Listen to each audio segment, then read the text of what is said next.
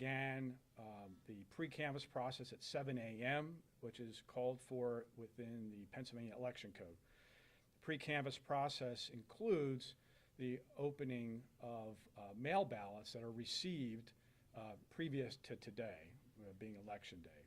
So opening them and then beginning the process of scanning them. Unfortunately, during that process early this morning, that very first batch, it was very apparent that many of those ballots could not be scanned. The staff then went to determine what the problem was. And it turns out that the ballots were printed with the wrong election code. These ballots that won't scan were printed by the mail ballot vendor with the wrong election code. Now, mind you, we have a new vendor. Last year when this happened, many of you know, we had this happen in the same election last year, the primary, and the vendor erroneously printed mail ballots. This time we have a new vendor, a new contract. That contract calls for test ballots to be provided to the Board of Elections so that those ballots can be tested. That's exactly what happened. Every single precinct had a sample ballot provided to us by the mail ballot vendor. All those scanned perfectly during the test. It is then that our staff then told the mail ballot vendor to go and proceed to print those ballots. What they should have been doing is printing from those files that they printed the test ballots from. It is apparent they did not do that. And that is what's led to the issue that we have today, where many of those ballots will not scan.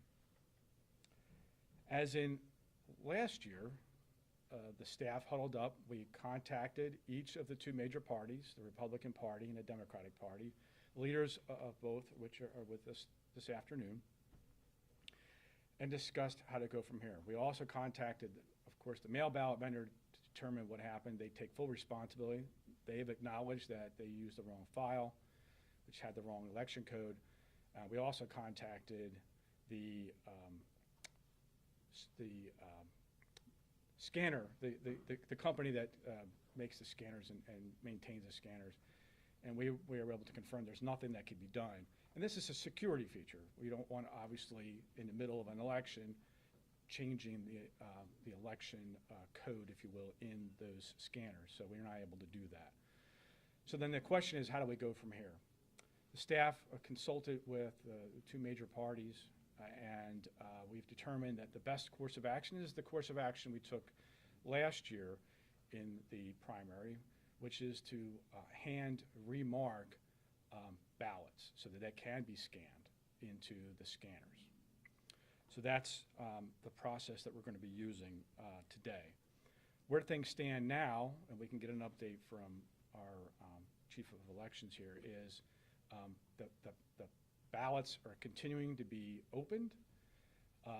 They are being separated between the ones we know will scan because there's a code on it. We can tell which ones will scan because they have the right code, and the ones that won't be able to scan will be separated out so that when we do have the ability to remark the ballots, those are the ones that will be remarked. I must say that, like I said earlier, this is unfortunate. And it's not just Lancaster County that has this problem. Many of you know that other counties have had similar problems multiple times over the last couple years since Act 77 has been in place. While I will say that we, of course, have to hold the mail ballot vendor responsible, because a major part of this has to do with the way that the mail ballot vendors print those ballots. It is on them to make sure that they are accurately printed, especially after they give us test ballots. But in a way, let's not forget that the reason that we have mail ballot printing vendors is because of Act 77.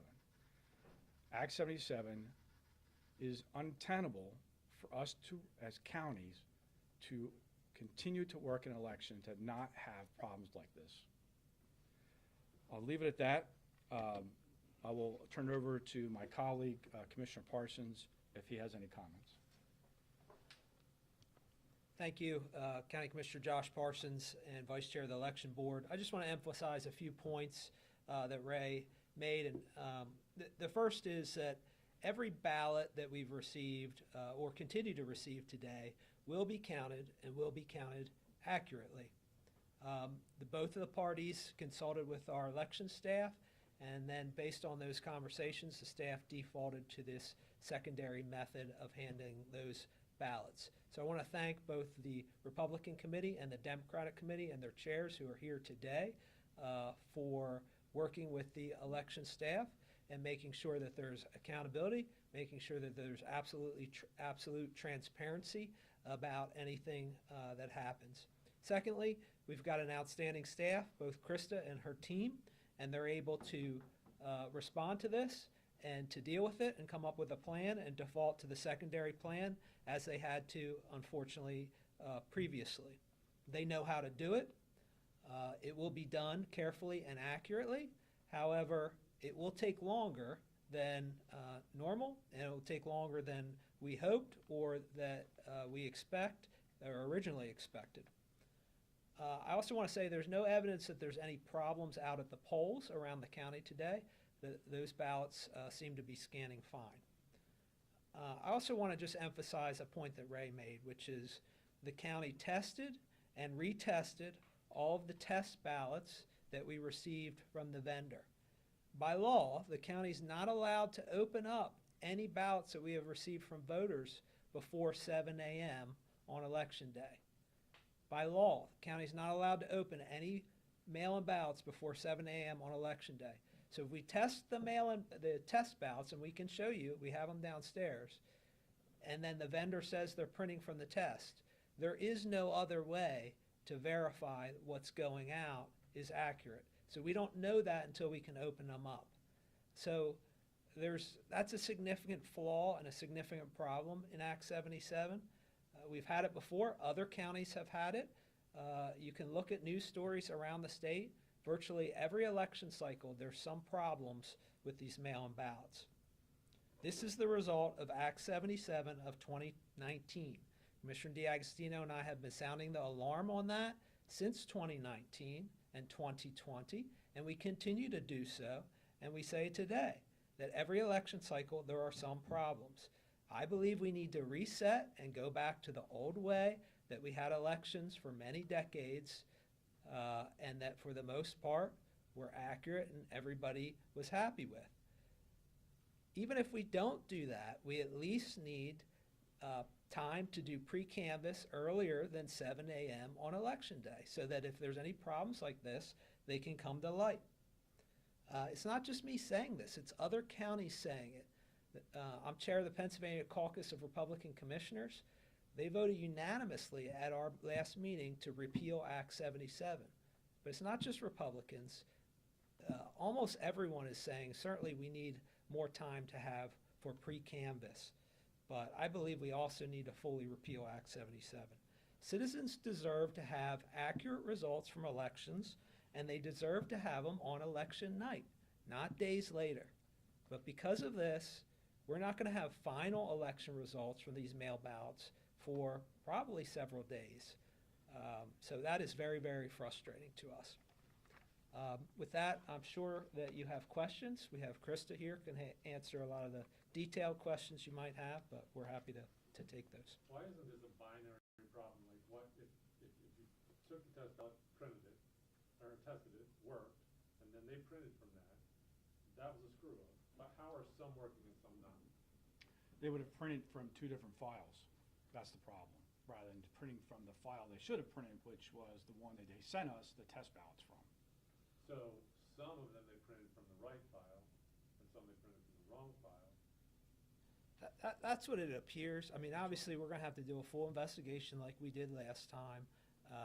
But, you know, that's what it appears right now. I think we want to be a little careful about going too far on exactly what happened. What we can say is what we're observing right now. Which is, you took the test ballots, worked, should have been the same thing on the real ballots, didn't work. Right, correct. So I think the main pro of Act 77 is that it makes voting accessible and easy, especially for folks in the more rural parts of Lancaster County who might not live near a polling place.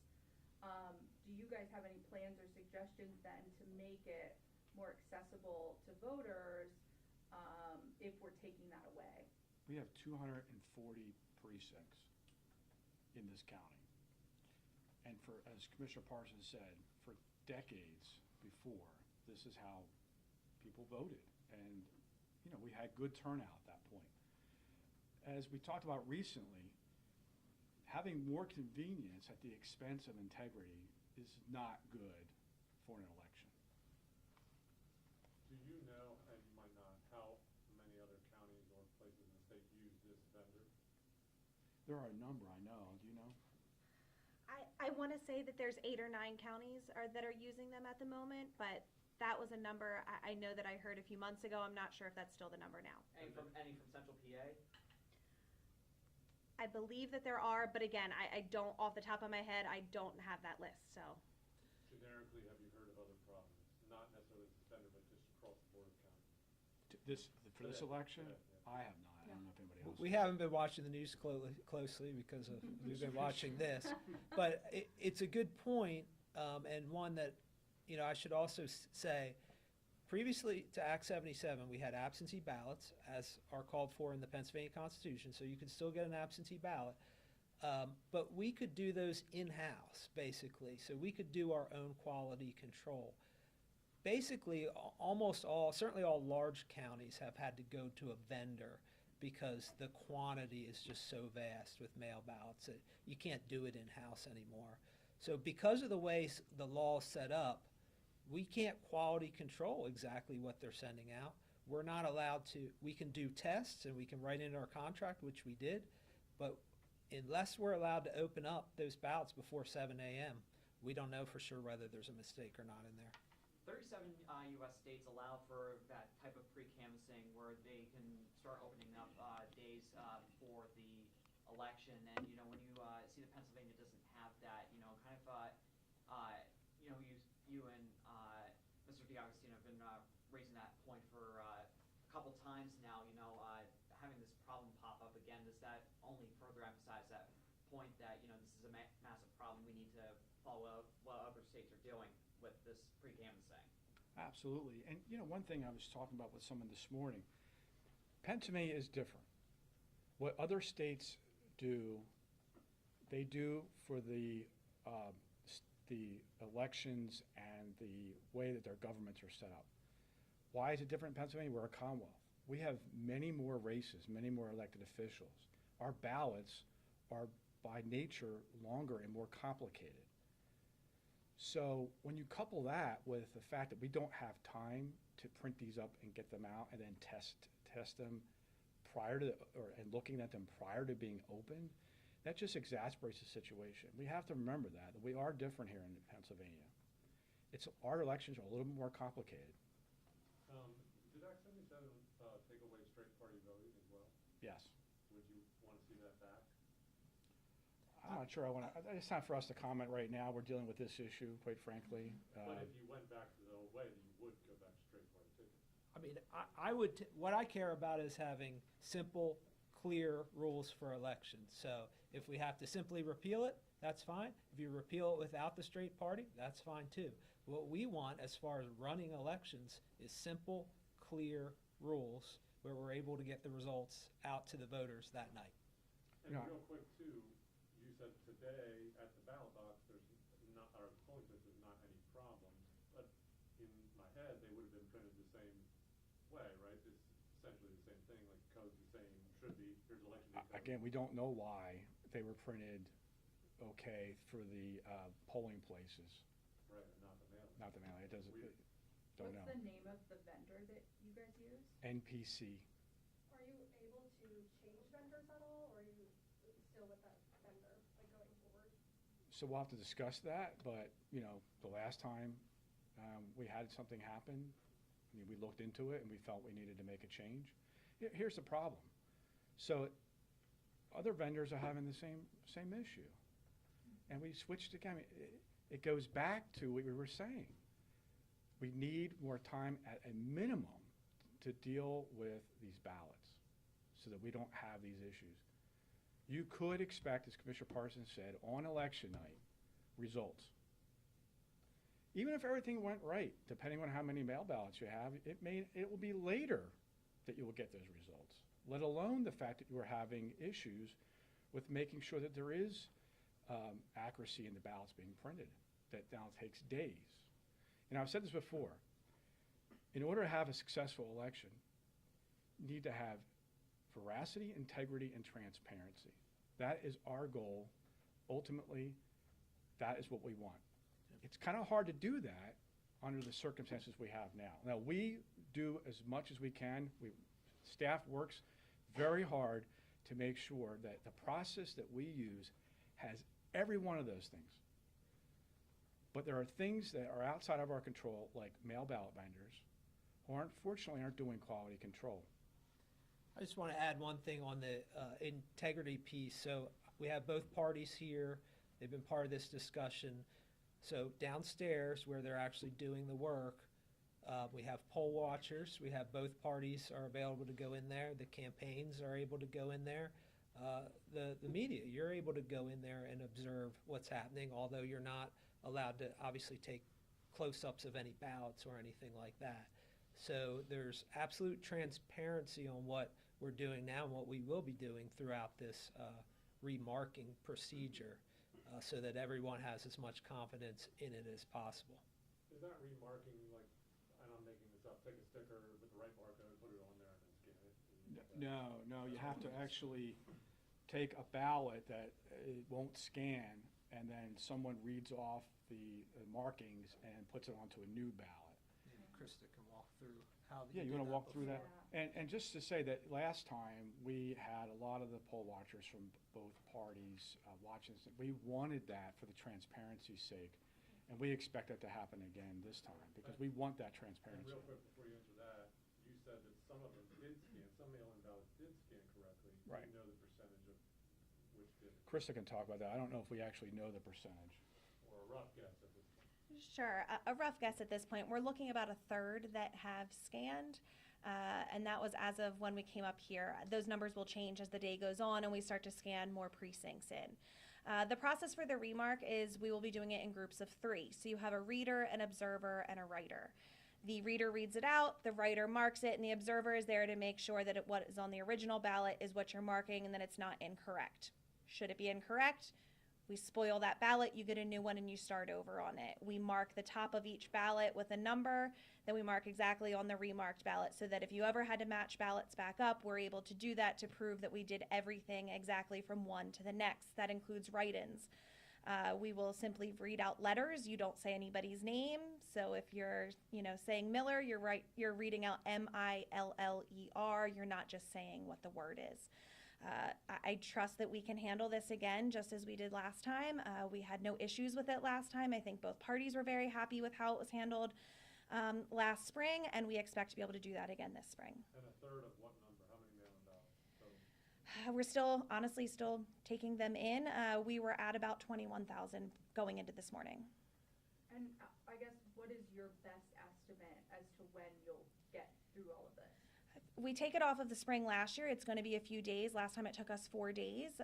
So we'll be getting started, and then, hopefully we'll do it as fast as possible, but our main priority is accuracy and not how fast we can do something. Is the scale of the problem similar to last year? It seems to be.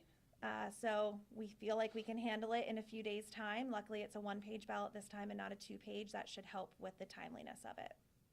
As a counter, how long would you like to see the pre-canvass? Like, how many days before would you like to start counting? 3 days, honestly, would be a great amount of time. I'll take anything extra that they want to give us on top of it, but at least 3 would be perfect. Is there a financial impact to the county from the error? There will be. We definitely don't have a number on that quite yet. The 21,000 you mentioned, is that received or went out? How many were requested? There was a little over 28,000 that was requested, and 21,000 was what we had received as of last night.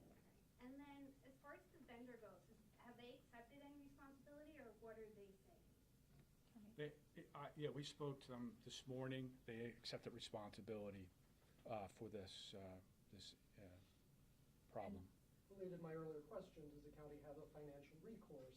Could it make a claim against the vendor to be reimbursed? So we'll obviously look into that. It's kind of premature to talk about that now, but we will look into that issue. Can I have you say and spell your first and last name and give us your title? Sure. Krista Miller, CHRISTA Miller, and I'm the Chief Clerk, Chief Registrar of the Lancaster County Board of Elections and Registration Commission. Can I just have you two gentlemen also do that while we're on the subject? Sure. That popped in here late. Ray D'Agostino, D''A''G''O''S''T''I''N''O, Chairman of the Board of County Commissioners and Chairman of the Board of Elections. Josh Parsons, Parsons, Vice Chairman of the Board of Elections and Vice Chairman of the Board of Commissioners. Real quick, last political question. So Act 77 was passed bipartisan. It wasn't, one way. Do you see the appetite? Well, go ahead. Hold on. I'm going to say, do you feel, you guys are expressing a want to repeal it, but is that appetite in Harrisburg? I don't know what the appetite is in Harrisburg. I can tell you that Ray and I have, since the beginning, as have many county commissioners, have been opposed to it and had serious problems with it, and we feel like those concerns have been borne out, unfortunately. Just to the final point at those comments that we're talking about were being made prior to any 2020 election, simply because we are the ones that know, we being the staff and boards of elections, know how the mechanics, the operations of elections. And so it was, quite frankly, evident to us that you take the language of Act 77 and you play it out in terms of operations, there were going to be issues. We hope we were wrong, but it's obviously weren't. And like Josh said, it wasn't just he and I, county commissioners all across, staffs all across the Commonwealth of Pennsylvania raised concerns. We've lost, it was, I think, around a third of all the election directors, the people like Krista, a third of all of them. I think it's more, it's higher than that now. It's closer to half. We've lost that many election directors since this law was passed. They've resigned. Our former elections director, who was very, very good, resigned. So it's the staff as well. Krista, don't even think about it. She's great. We're happy to have Krista. We'll get it figured out. I also want to ask, where are you guys going to go now? What is the next step? How is the rest of your day going to look after dealing with this? Well, I mean, the staff's going to be doing the work. Krista's going to be supervising it. And of course, we have volunteers. We have staff members down there, and they're going to be executing it. So it may be a better question to ask Krista. We'll be obviously overseeing it in here, but I think Krista's probably the more important party on that question.